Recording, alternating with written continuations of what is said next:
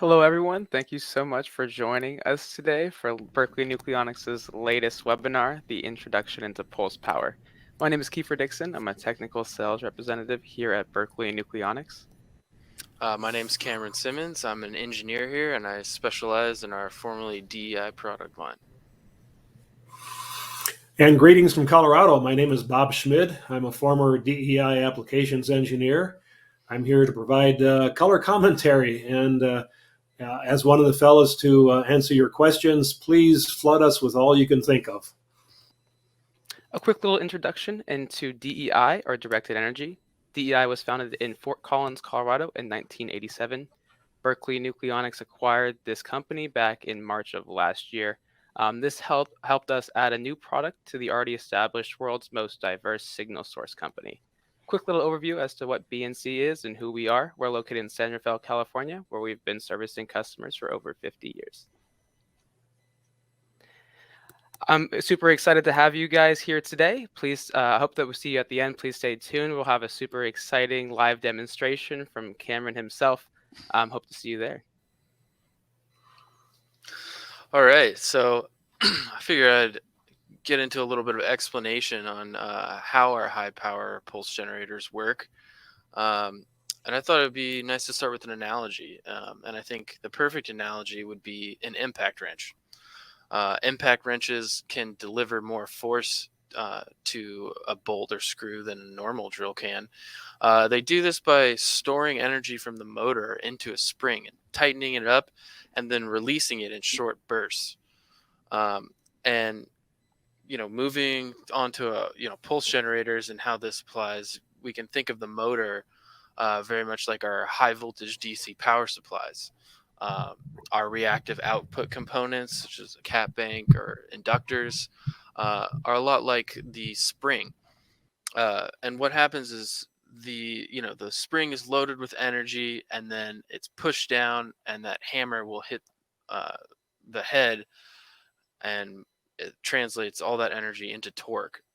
And a lot of that, or it's very similar to the MOSFETs, which will actually switch that DC high voltage onto the load or screw or bolt. And then one revolution of the drill is like one period of the pulse generator. So our high power pulse generators come in two distinct groups, high voltage pulse generators and high current. Although they're kind of similar in design and function, they're actually sort of opposites of each other. And it comes down to what they regulate. High voltage pulse generator will maintain a certain voltage across the load during the pulse, and the current will be whatever it needs to be to maintain that voltage. Whereas in a current pulsar, it will maintain a certain current across the load, and the voltage across the load will be a function of the pulsar's output current and the impedance of the load. The high voltage pulse generators are very much just like a high voltage switch. So they all are similar in design in that they take a 5-volt logic signal. Some of them have internal logic signals, while other ones need to have an external pulse generator to give that. And then they'll have some kind of high voltage DC supply, whether that's external, or some of them come with actually internal high voltage supplies in addition to the wall power housekeeping supplies that run the logic signals and fans and other peripheral circuitry. And a lot of times our more high voltage units, such as the PVX 4110, will require external supplies, whereas our modules, such as the PVM 4210, will have their own internal power supplies. And at this point, we wanted to talk about the difference between bipolar and unipolar pulses, and I'll turn it over to Bob. He can give you an explanation. Okay. Incidentally, we have a question that popped up, and it had to do with the power MOSFETs that Directed Energy used to sell. This is an aside. Those power MOSFETs did not transfer to BNC when BNC purchased Directed Energy. Those power MOSFETs went with little fuse. So if you want to find out about the drivers and the power MOSFETs that DEI used to make, contact Littlefuse. I believe all that stuff ended up at the East Coast facility out there where they made other semiconductors. Okay, as far as the two types of pulses that we can produce, the ones on the left are unipolar, which means they only go in one direction, say from 0 to 950 volts or some other voltage, positive, and then from 0 to some negative voltage. This would be like the HV1000 and other similar pulsars. They tend to be a little simpler, a little less expensive, because they only need sufficient circuitry to put out a pulse that goes in one direction. On the other hand, bipolar pulses are created by things like the PVX 4110 and 4150 and so on. They have the ability to generate pulses that go both directions, positive and negative. The requirement is that you will need a second power supply. You will need both a positive and a negative power supply connected to a bipolar pulsar to create the type of pulse you see on the right-hand side. Next slide. The circuitry is more complicated on the right-hand side, that being a bipolar pulsar, because you'll see that there are transistors connecting a positive supply to the output and alternately a negative supply to the output. Only one transistor, Q1 or Q2, is turned on at a time, of course, and that allows the output to reach the positive supply, whatever it's adjusted to, or the negative supply, but not 0 unless one of those two power supplies is gone and replaced by a connection to ground. On the left part of the slide, instead, you'll see a simpler circuit. That's the unipolar pulsar. It only needs one transistor because it's dealing with a single power supply. The weakness with this type of design is that the leading edge of the pulse is very fast, but the trailing edge may not be, depending on your load, simply because there's nothing to discharge the load capacitance. Next slide. Now, on occasion, we may need the ability to generate pulses that go both directions, positive and negative. The device that you see in front of you, the 4210, is capable of doing that. Why would you need such a thing? It's because you may be operating a pair of deflection plates or something similar, perhaps steering an electron beam, and you want one plate to be positive with respect to ground and the other plate to be negative with respect to ground. In order to do that, you need two outputs. This is the only DEI product at the moment that has that capability. All of the other pulsars have a single output, and so the voltage at the output is with reference to ground. Whereas in the case of this product, the voltage is referenced between the two outputs, so you can hit 1900 volts if you wish. All right, so let's take a look at one of our most popular voltage pulsars. As far as I know, it is the highest performing 10 kV voltage pulsar in the world. And as I said, it outputs up to 10 kilovolts and up to 10 kilohertz. So it has a very respectable rise time of 60 nanoseconds, and it can output pulse widths from 200 nanoseconds all the way up to DC. It can be mounted in a standard 19-inch rack with our optional rack kit. So we'll show you a little demonstration video right now.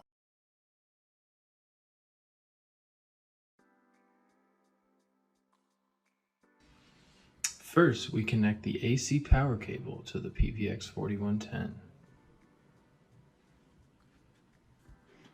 Next, we will connect the high voltage DC power supplies.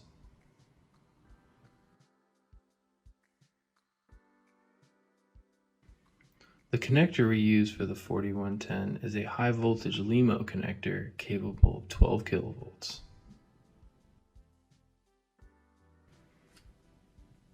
Next, we will connect the load to the high voltage pulse output. If we wish to view the pulse on our oscilloscope, we will need a high voltage probe. Be sure that your probe has an adequate bandwidth to view the pulse signal. Connect the probe to the HV output terminal and the probe's ground clip to the return terminal. We want to make sure that the output terminals are not in contact with the table, as this can be dangerous to the user.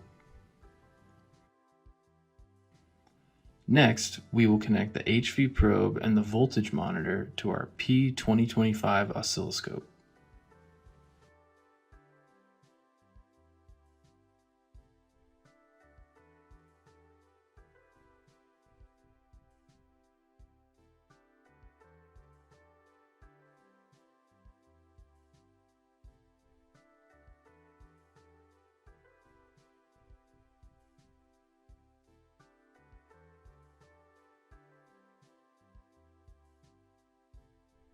We then connect our Model 645 arbitrary waveform generator to the gate input of the PVX 4110.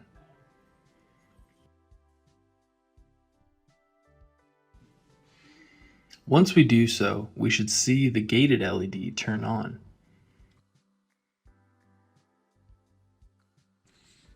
With everything connected, we can now prepare to output. Before we enable the high voltage, we will check to be sure that the voltage is set to 0.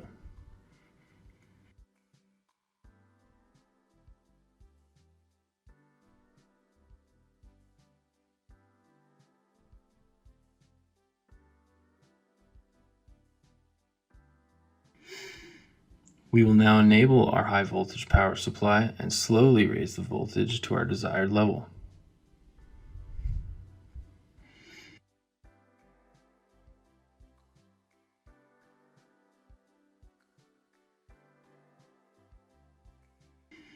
We can see the output on the scope.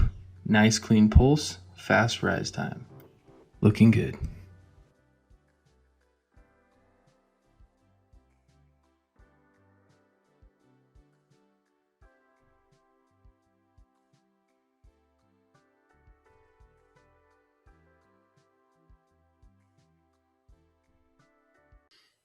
All right, hopefully you guys enjoyed that little demo video and shine some light on how it's connected. So yeah, just to continue talking about this, the whole PVX 4000 line actually has very similar circuitry. And some of it is actually the same circuits, and it really just the differences lie in their peak voltage. So it really depends on what you require as far as peak voltage, and then also there's some other differences as far as rise time. But it's very important to note that these are meant to be used with small capacitive loads, meaning between 50 picofarad, 100 pico, something on that order. And what that means is that the voltage pulsar can supply current at the rising edge and falling edge, but it can't sustain that current during the pulse. It's just not what it's designed to do. And it's precisely this reason that we do discourage our customers from using it for plasma research.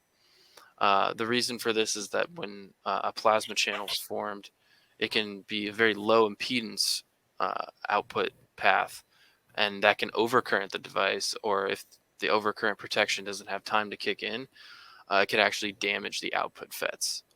And so we have seen experiments that were successful, but a lot of other considerations and even some external circuitry needs to be implemented. So we just ask that you consult us first about that. And Cameron, looks like we have a question from CDAT. They're curious, what is the minimum rise time you can reach? On the 4110, it is 60 nanoseconds. Although, as Bob pointed out earlier, it can actually get lower than that if you're not at full voltage. So if you're putting, say, 5 kV, it'll be lower. It's not exactly linear, but it'll certainly get below 60 under any conditions. So. Perfect. And then we had another question about the peak amperage and system inductance. As far as peak amperage, I'm not exactly sure, Bob. Maybe you could shine some light on this. Sure. The peak current is one of the things in the data sheet, and it varies from model to model. And what we mean by peak current is the amount of current available to charge that load capacitance. And it can be dozens of amps, depending on the model. However, the continuous current is typically 100 milliamps or something like that, because when the capacitor is fully charged, it has no need for current, and when it's fully discharged, it has no need for current. So the current we supply is only at the leading and trailing edges, and the higher the frequency pulse that you're looking for, the more current the unit has to supply. And so that will have to do with the power rating. That's where the 100 watt or 150 watt number comes into play. So it's all a game of curves, and there are calculations to tell you what we can handle as far as frequency goes, and voltage, and pulse rate, and capacitance. And all this is outlined in the documentation that we have on the website. There's some application notes that address this. All right. Perfect.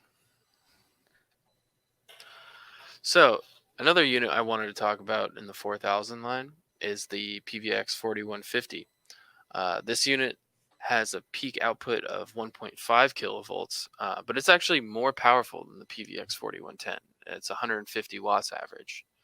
And what this means is that you're able to run it at significantly higher frequencies. It doesn't have the same frequency hard limit that the other ones do. It's really just a function of what your frequency is and what voltage you're outputting. And the good thing about this is it can go really high frequency. At max, it can do 300 kilohertz, or at spec for 240. However, at like 1,000 volts, I've run it up to 2-3 megahertz, which really expands the range of applications, and also loads that you can use because it has so much more power. It can output into capacitive loads well into the nanofarad range, depending on your frequency. But Cameron, we have another question that just popped in. oh, okay. Bill asks, what happens if the voltage rises too fast? We have an application note on exactly that topic. It involves adding resistors to the output, and you can calculate how much you can slow down the rise time. Most people want rise time as fast as possible. Their experiments and research wants them to have nanosecond rise times. If you don't want that, there are ways of slowing the pulse down, and that's addressed in the application note on the website. Yeah, and it looks like the minimum rise time on the slide here, that's for the 4110. The 4150 actually has 25 nanosecond rise time, so it's much faster. And I think oh no, that's the minimum pulse width, which is 60 nanoseconds, and it will go up to all the way up to DC.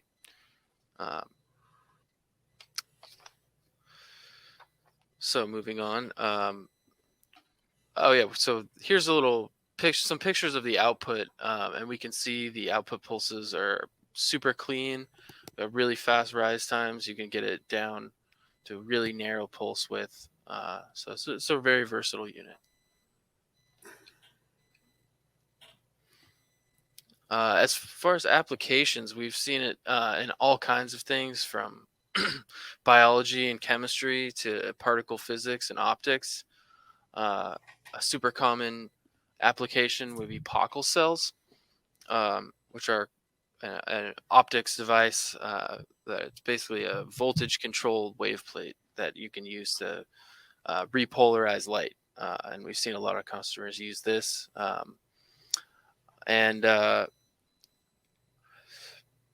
Another really interesting use that I've seen from customers is the effect, testing the effect of electric fields on cells, which involved actually hooking up the output of the device to a tank of deionized water that contained the live cells, and then studying them. And even we had a customer that wanted to hook it up to an antenna and output, high voltage EM waves or high power EM waves, and in order to kill invasive nematodes instead of using pesticides.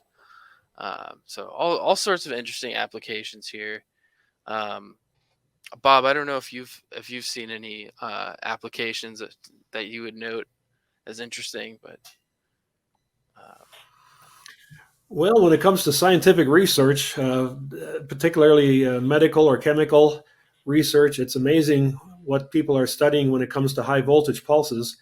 I really can't tell you too much about the details. Most customers tend to keep that played close to the vest, but when you get into the business, it's kind of interesting what folks are doing with these products. It looks like we have some questions as well. One of them says, in burst mode, if duty cycle exceeds 50%, what happens? Well, as a rule, if you exceed the specifications of these pulsers, they tend to go into current limit. Or what you will see is the pulse will simply not be as square as you want it to be. There isn't the energy there at really, really high speeds to fully load up the energy storage capacitors inside the unit, and consequently the pulse quality will suffer a bit. And if the pulsar gets too hot, it will shut down. You really don't want to operate near these edges, so I would encourage you to contact us, tell us about your particular specifications, what you're trying to accomplish, and we will recommend the appropriate unit for you. And Bill asks a question about the danger of using high voltage. Well, let me tell you a little story about that, which Cameron and Kiefer are aware of. At one point, when I was working with the 4110, I allowed the load capacitor to lean on the anti-static mat that the pulsar and the power supply was sitting at. And when I decided to lean on the mat sitting in my anti-static chair, I got a pretty good jolt. It's low current and high voltage, so definitely will wake you up. So yes, by all means, be careful. And our data sheets and application notes stress the importance of being safe around high voltage. Most of these pulsars have interconnects on them. For example, there'll be a DB25 connector on the back or something similar, where you have to make contact between two terminals before the pulsar will function. A lot of companies will take those two terminals and route them to things like a door switch or a mat that you stand on, or some method of shutting the system down if somebody gets too close to the experiment or the work being accomplished. So feel free to use those interconnects to maintain safety. We're all about safety here at BNC. all right, so moving on to our second category of high power pulse generators, the current pulsers, or laser diode drivers, as we call them. Again, they're basically just a fast electronic switch. But as I said earlier, they're sort of the opposite of a voltage pulsar. So in a voltage pulsar system, you would be worried about the output impedance being too low, because you would overcurrent it. Whereas in a current pulsar, that doesn't matter. You could actually short the load, and you wouldn't damage the device at all. In fact, that current loop is usually maintained internally, and then when it's enabled, it's just switched to the output. We actually have to worry about if the load is too high of an impedance, such that we will actually exceed our compliance voltage. And for those of you who maybe don't know the term compliance voltage, it basically just means the maximum voltage that we can have across the load. So say we have a unit that has 24 volts compliance, and our load is 2 ohms.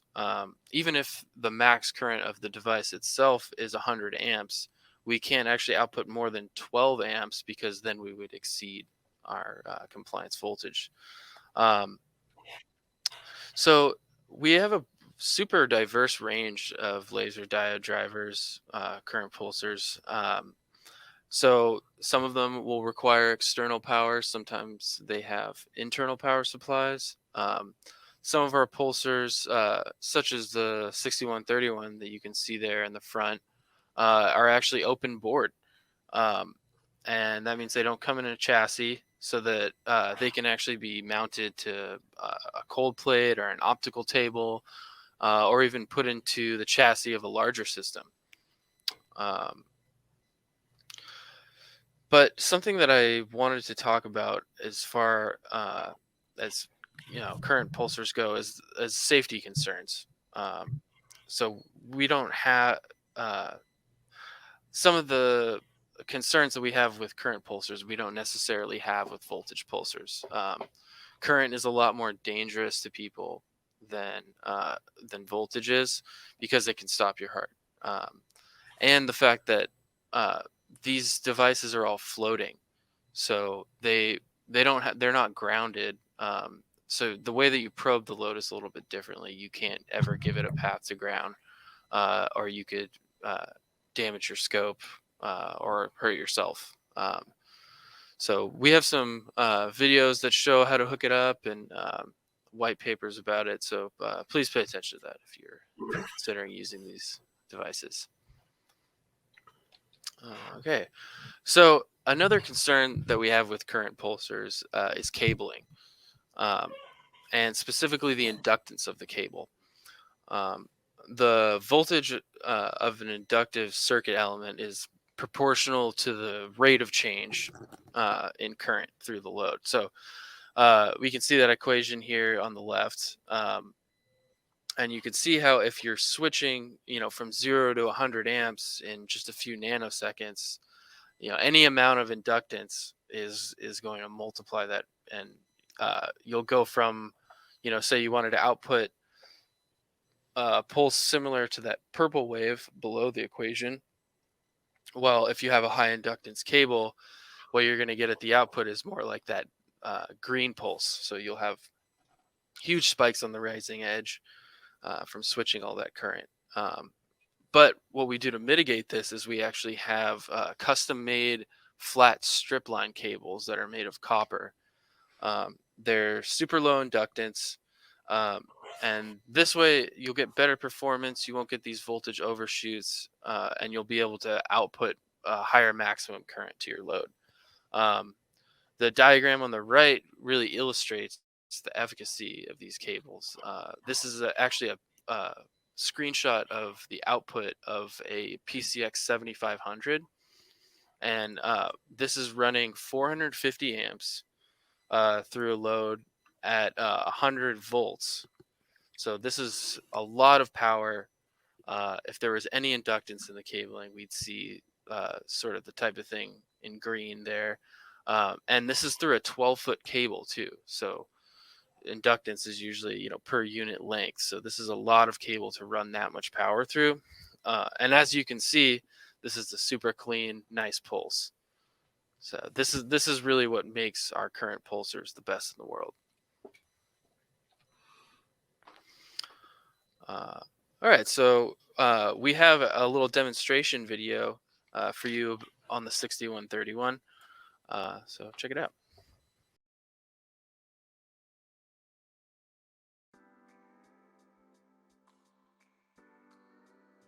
Let's start by connecting the high current power supply to the 6131's power input terminals.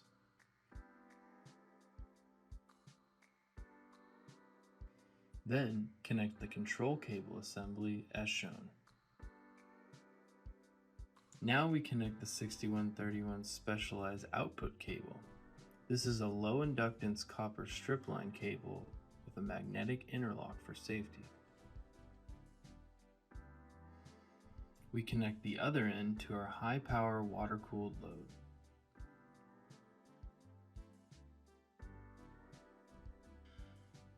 We'll attach our differential probe to the load's measurement terminals and the probe's output to the oscilloscope.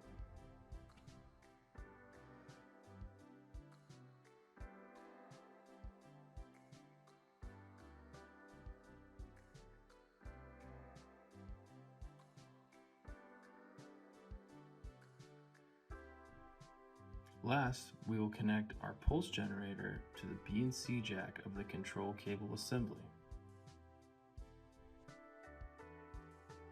With everything connected, we can enable the PCO6131 switch on the control cable assembly.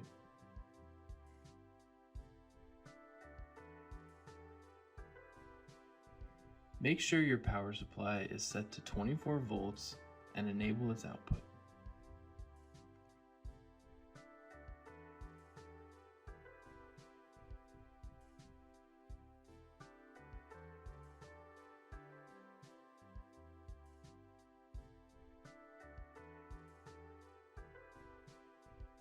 Now we are able to slowly raise the output current and view the pulse on our oscilloscope.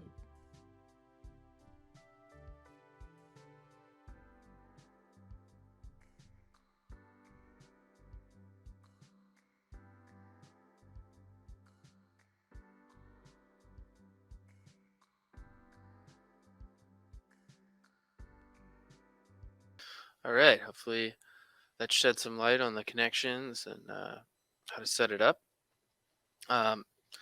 So just want to talk about the unit a little bit. This is a really popular unit. It's super versatile. It's compact, and it packs a lot of power for its size. It's a open board, as I mentioned before, so it can be put in a larger system or even in something like a vacuum chamber. And so just looking at the specs of this unit, it has a 20 volt compliance voltage, a max current of 125 amps, which is huge for this size. Definitely top tier performance for a unit like this. It has a very high maximum frequency because of its inductive output stages.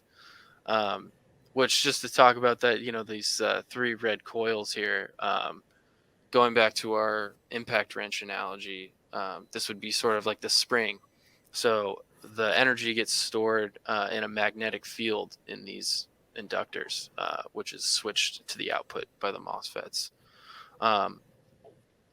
So the good thing about having these is, as I said, you can get an extremely fast rise time, so 30 nanoseconds. And thanks to all the inductance mitigation, we don't have much overshoot on this. And that just means, we can get short pulse widths and really high frequency. And that's also thanks to how much power it can output, which is 2.5 kilowatts. So that's massive. And something that really makes this unit stand out, though, is the adjustable rise time. So going back to what I was talking about with the inductance causing overshoot, it has to do with the rate of change of current, so which is the rise time. And because we have all these inductance mitigations, we're not really trying to use the rise time to counteract the cabling, but rather, if we wanted to drive an inductive load, which we'll show later with our electromagnet, we could actually turn the rise time up a little bit, and that way we'd get less overshoot, and that would give us a higher maximum current output.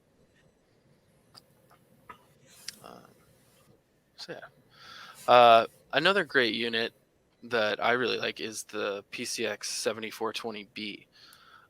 And this definitely occupies a different space than the 6131. The maximum current is 21 amps. So it's a lot lower, but the pulses are a lot cleaner. And it's really it's a lot more versatile, basically. And the good thing about this is it's a standalone unit. So it has its own internal rate generator. It has its own internal power supplies. It has its own, user interface that you can set exact currents instead of with the 6131 where you have to kind of dial it in. And another great thing is that it can be controlled with USB or RS-232. It supports standard Skippy commands. So the great thing about this is if you have a big lab setup, you can have this racked up somewhere in your lab, and you can be in a remote situation, and you can control everything from a PC. and you don't need any external stuff. All it needs is AC power and a load.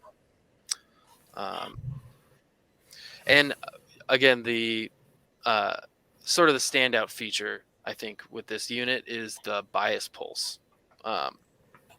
And this is basically a second independent pulse that will come before the main pulse. And this is meant to be used to bias the laser diode, which means you can give it just enough current to where it's like right at the threshold of turning on, so that when the main pulse comes, it'll illuminate a lot faster. And this can give you a way more accurate timing in a laser system. And again, we have a nice little demonstration. So enjoy.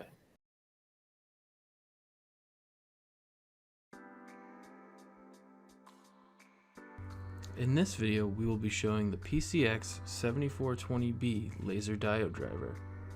We will show how we can do all of our control and measurement from our desktop computer.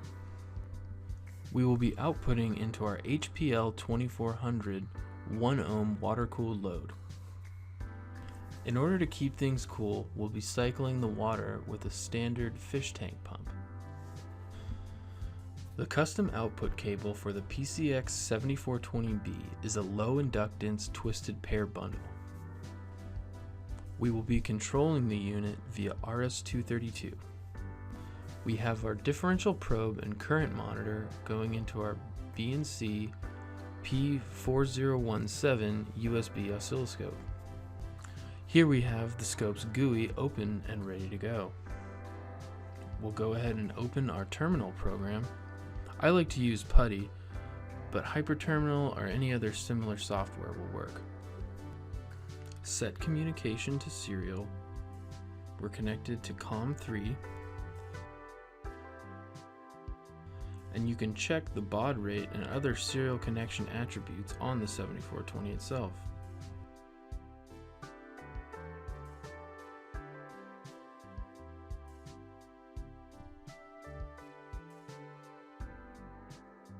Enter these settings into PuTTY.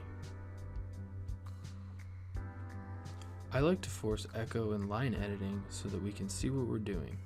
Otherwise, you can't see what you're typing. We'll start with a quick IDN query to make sure we're connected.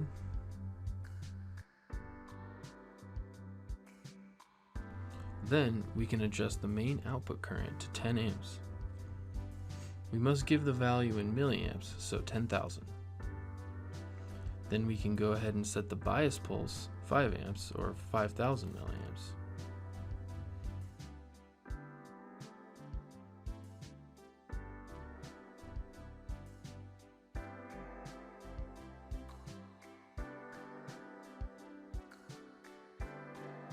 Now we can see our pulse on the scope. As you can see, this unit can be controlled from a separate room or even a separate facility if you use a remote desktop software.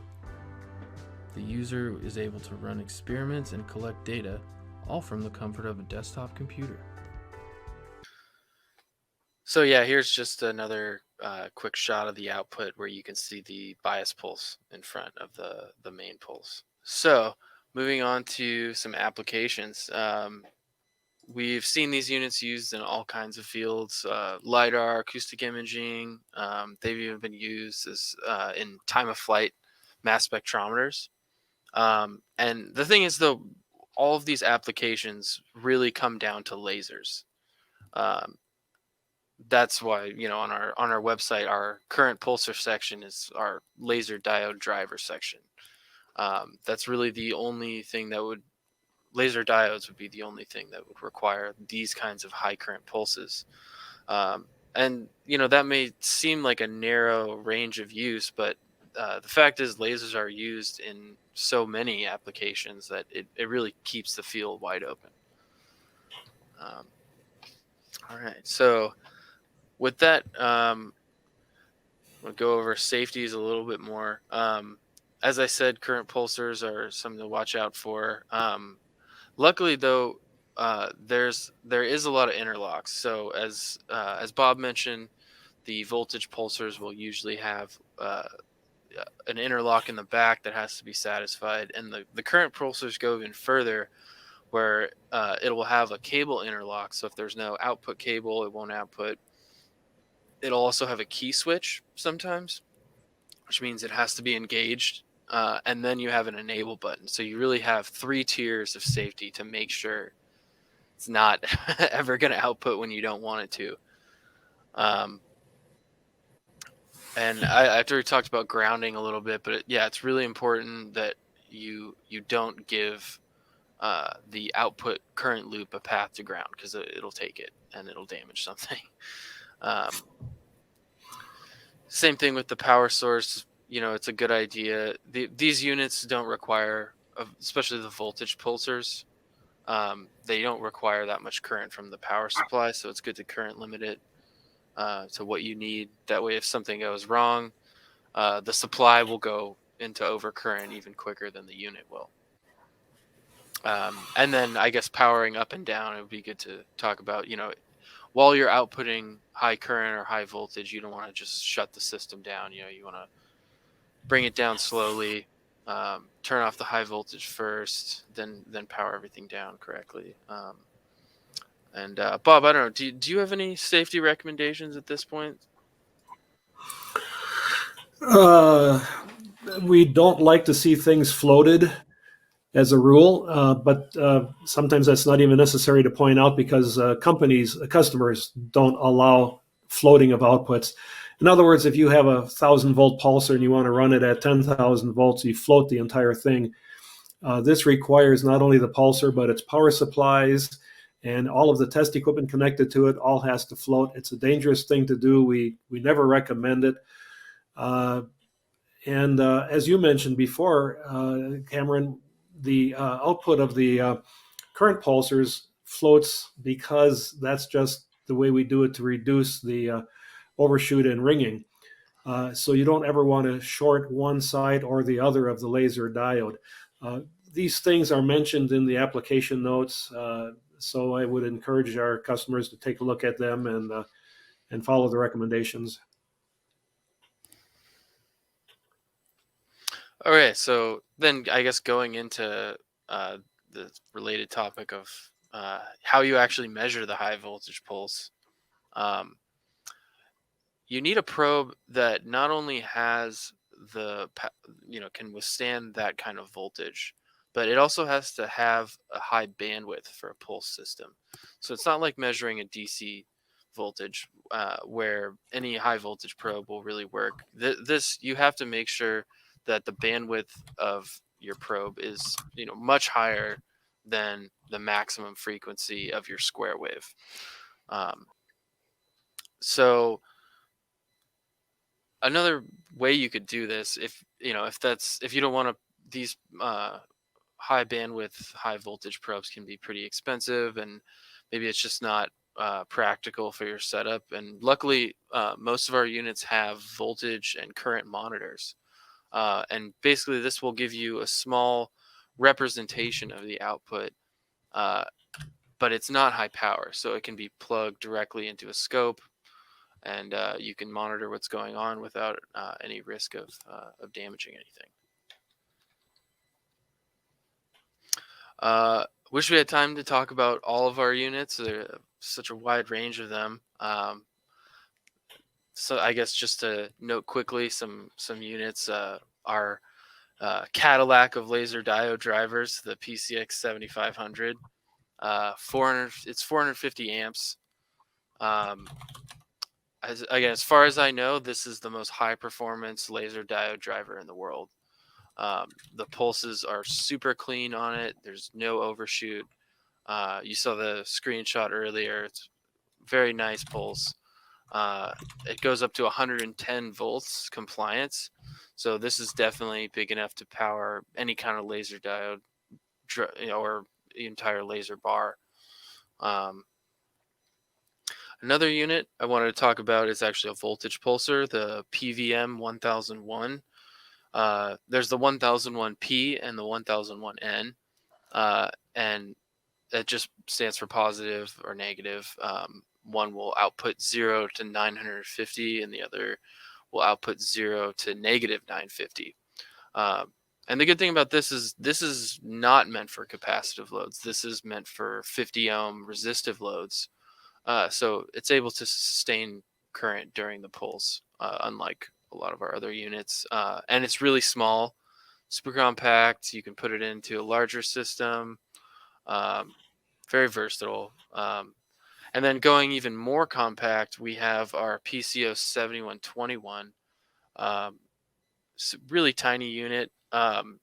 It's good for embedded applications, LiDAR. It can really be put anywhere. It's on its own heat sink, so that's already mitigated. And the great thing about this is it's super fast. So 22 nanosecond minimum pulse width. It's crazy fast. And for a unit this tiny to be able to output 50 amps is really impressive. So yeah, please check out our other units too, other than the ones we mentioned.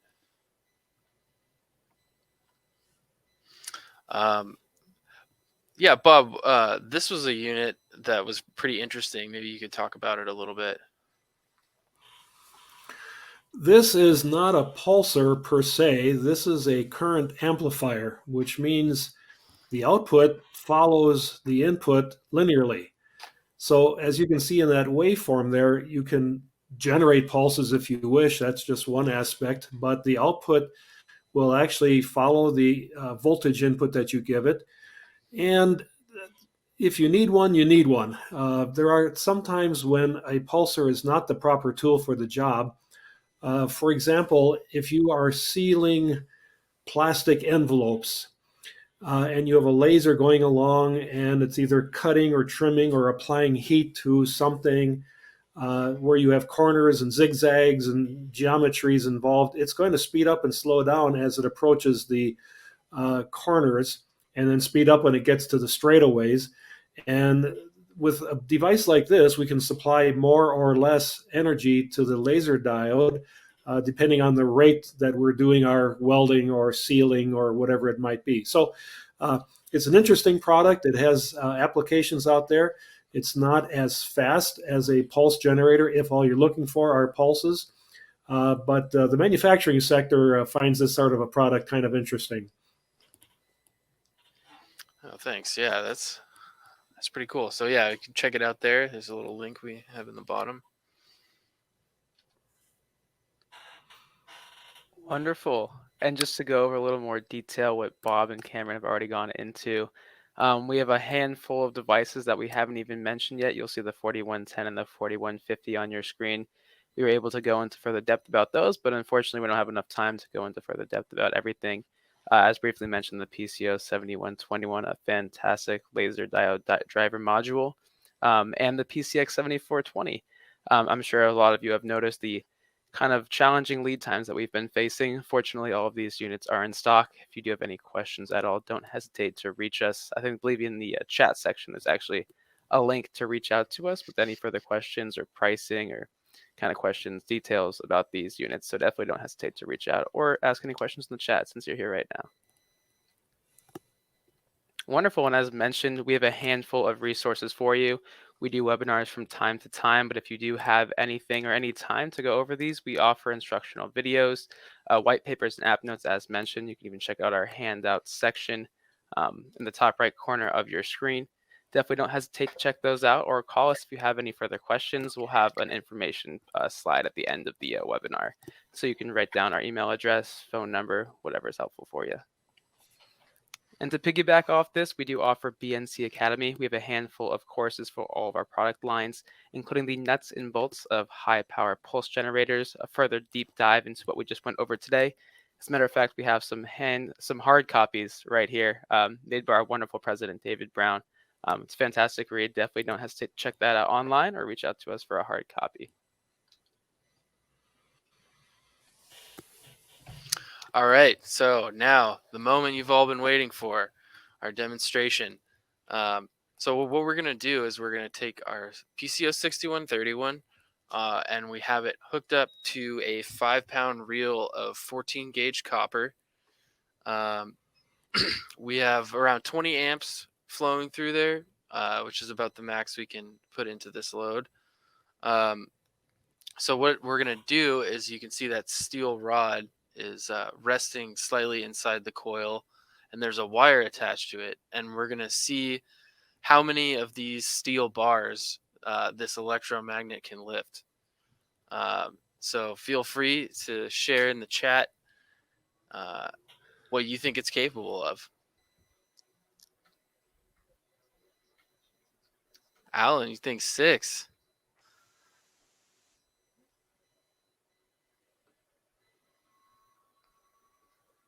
Oh, there it goes, 2. Too easy. All right. Another shrimp on the Barbie. All right. So you can do the big 3. Oh, yeah. Easily. Put it back down. You can see our AP3 under the desk there. Great power supply for our NIM units.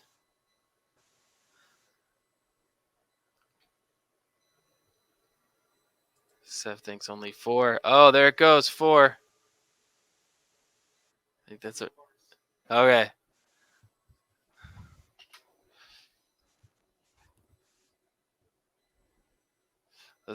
We can find another bar, right?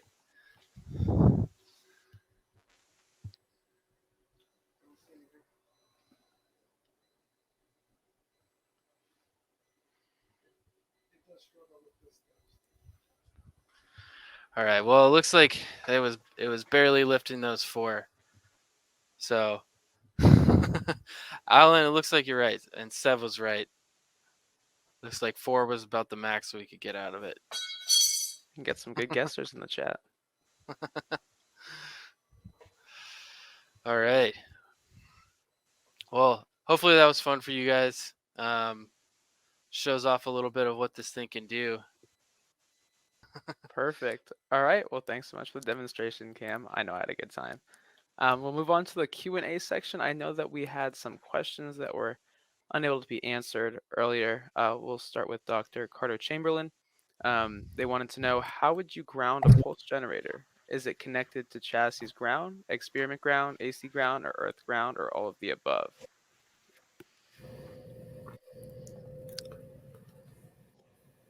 So, I'm sorry, I didn't see the question pop up here. Is it a voltage pulsar or a current pulsar we're talking about?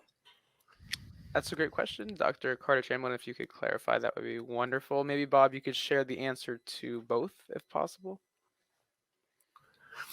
Well, in the case of a voltage pulsar, you can certainly ground one side of the load. In fact, if you look at the back of a voltage pulsar, you'll see that the connector, whether it's a MHV or SHV, medium high voltage or super high voltage, or a LEMO or whatever, one of the two connections is chassis ground. Now, the thing gets complicated when it comes to current pulsars. In current pulsars, we do not want you to ground either the anode or the cathode of the laser diode, because that provides an alternate current path back to the pulsar. And we want the current to flow through that strip line cable, both coming and going, because by balancing the current in the strip line, we can lower the inductance of the strip line. If the current going out is precisely the same as the current coming back, the magnetic fields cancel, and the strip line becomes just a low value resistance. And presumably the only energy we waste is in heating up the strip line. So we do not want you to ground the anode or the cathode to the table or any other device. This is not always convenient, and we realize that, but when you look at the quality of the pulse, you'll see how important it is to maintain that floating load, and that's just the way it is. Perfect. Thanks so much, Bob. We have another question from Yupon. Do you have any advice on how to measure the HV 50 kV pulse with NS FWHM 5 nanoseconds?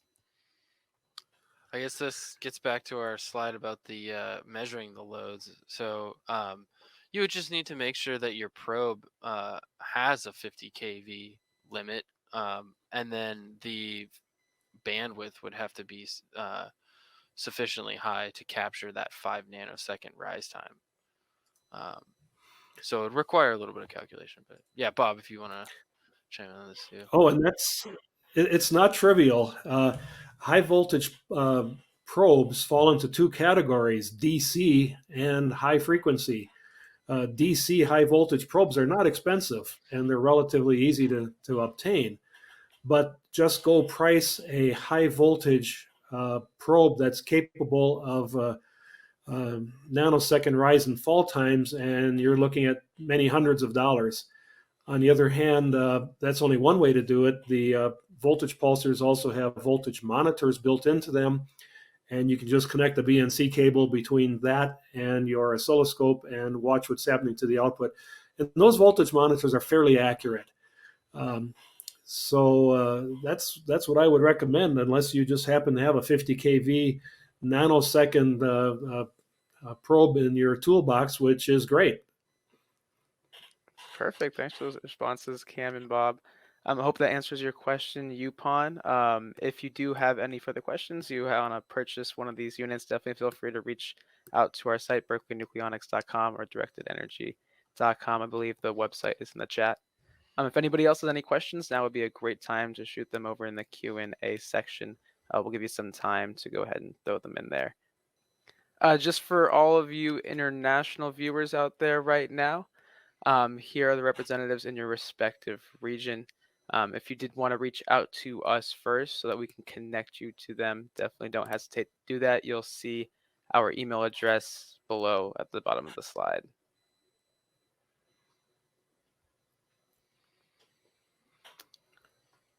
Looks like there's no additional questions. Go ahead, Bob. Just as an aside, we got an email earlier from Get2 about the rise and fall times of these products, and he was complimenting us on the fact that these rise times are pretty fast. Well, that's the name of the game. If everybody could generate pulses with nanosecond rise times, it wouldn't be a specialty. But the fact is, the questions that we typically get from customers are, number one, how much voltage or how much current can I get from you guys? And the second question is, how fast can you do it? So it seems like rise and fall times are the game, and doing it is not trivial, and that's why these products are out there.